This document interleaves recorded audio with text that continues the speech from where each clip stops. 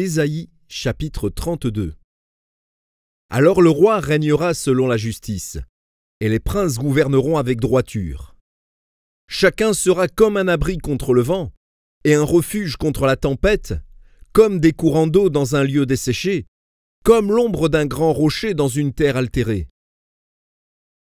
Les yeux de ceux qui voient ne seront plus bouchés, et les oreilles de ceux qui entendent seront attentives.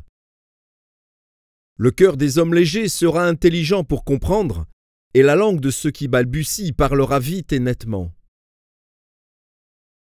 On ne donnera plus à l'insensé le nom de noble, ni au fourbe celui de magnanime.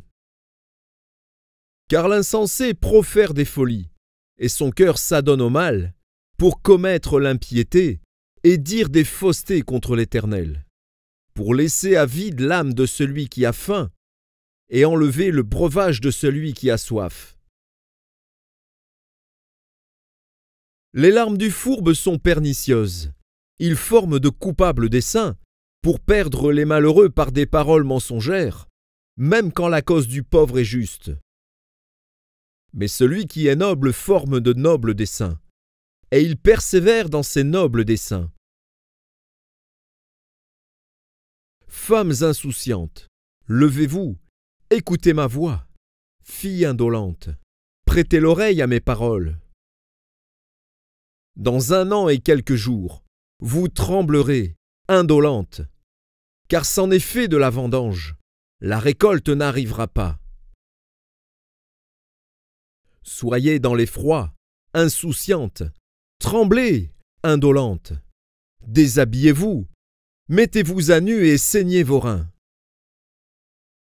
On se frappe le sein au souvenir de la beauté des champs et de la fécondité des vignes.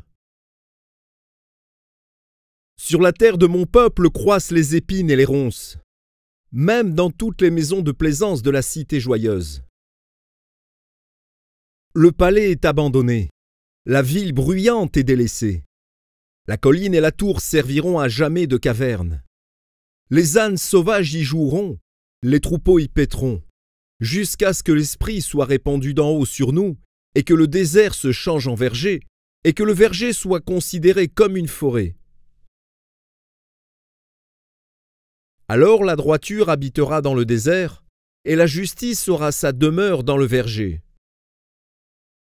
L'œuvre de la justice sera la paix, et le fruit de la justice le repos et la sécurité pour toujours.